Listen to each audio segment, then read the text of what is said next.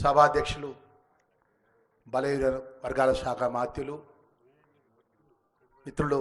పొన్నం ప్రభాకర్ గౌడ్ గారు, భారతదేశంలో రాజ్యాంగ నిర్మాతగా డాక్టర్ బిఆర్ అంబేద్కర్ గారు ఒకవైపు ఉంటే, గౌరవనీయులు పూజ్యులు బాబు జగజ్జీవన్ రావు ఇంకోవైపుగా భారతదేశంలో అన్ని వర్గాల అట్టడుగు వర్గాలను యొక్క తాడిపై నడిపించినటువంటి ఆ మహోన్నతమైనటువంటి నాయకుని యొక్క బాబు జగజ్జీవన్ రావు యొక్క భవన ప్రారంభోత్సవానికి మా గౌరవ రాష్ట్ర ముఖ్యమంత్రి వర్యులు మా అందరికి పెద్దన్నగా వివరిస్తున్నటువంటి పెద్దలు రేవంత్ రెడ్డి గారు, అదేవిధంగా వేదికపై ఉన్నటువంటి ఆర్ఎండ్బి మినిస్టరు కోమటిరెడ్డి వెంకటరెడ్డి గారు, గౌరవ శాసనసభ్యులు సత్యనారాయణ గారు, సామ్యల్ గారు, అదేవిధంగా వేదికపై ఉన్నటువంటి మా చీఫ్ సెక్రటరీ గారు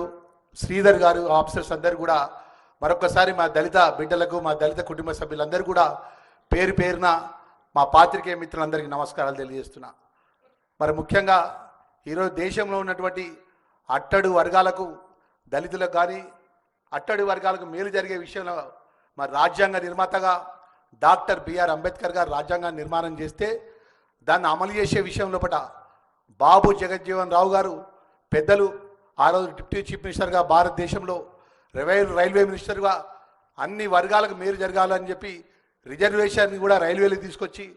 అన్ని వర్గాలకు మేలు జరగాలి, అట్టడి వర్గాల దళితులు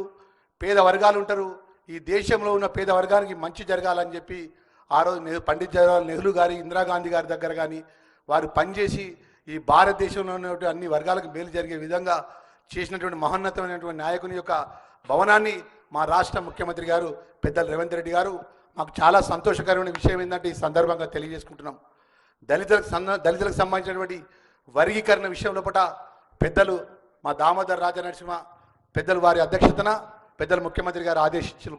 ఎమ్మెల్యేగా నేను కానీ, కమ్మపల్లి సత్యనారాయణ గారు కానీ, సామ్యాల్ గారు కానీ, నరసింహులు గారు, వీరేశం గారు కానీ, అదేవిధంగా మా జుక్కల్ లక్ష్మీనారాయణ గారు, మేము అందరినీ కూడా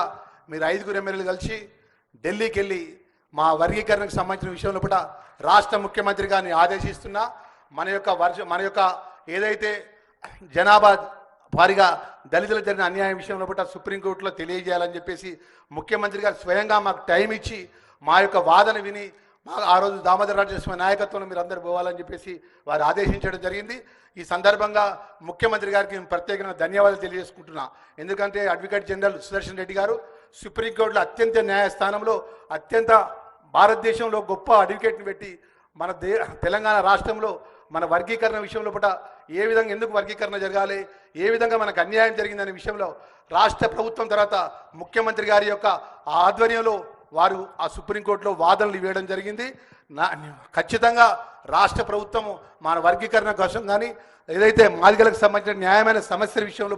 మన రాష్ట్ర ముఖ్యమంత్రి గారు ముందంజలో మనకు అన్ని విధాలు మేలు జరిగే విషయంలో ఆదేశాలు ఇచ్చిన విషయాన్ని కూడా నేను వారికి మనవి చేసుకుంటూ చివరిగా వారికి ముఖ్యమంత్రి గారికి ఒక విషయాన్ని విన్నపించేస్తున్నా. గత ప్రభుత్వం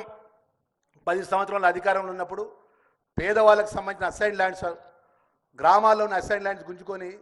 గ్రామాల్లో ఉన్న ఉద్యానవనాలు కట్టినారు. ఇప్పుడు అసైన్ ల్యాండ్స్ మిగిలి భూమికి సంబంధించిన విషయంలో అసైన్ చేయాలంటే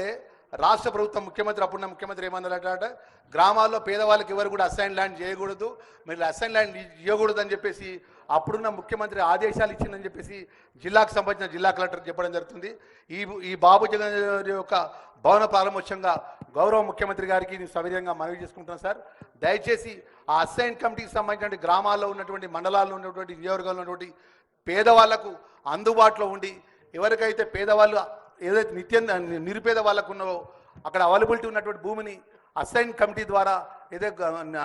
ప్రభుత్వ నిబంధనలకు అనుగుణంగా భూమిని చేసే విధంగా ఈ ప్రభుత్వం ఆదేశాలు ఇవ్వాలని చెప్పి ముఖ్యమంత్రికి సవినయంగా మనవి చేసుకుంటూ, ఏదైతే రాబోయే కాలంలో దళితులకు అన్ని విధాలుగా మేలు జరిగే విధంగా మీ ప్రత్యేక నిర్ణయాలు ఉండాలని చెప్పి సవినయంగా మనవి చేసుకుంటూ సెలవు తీసుకుంటున్నా. గౌరవ శాసనసభాపతి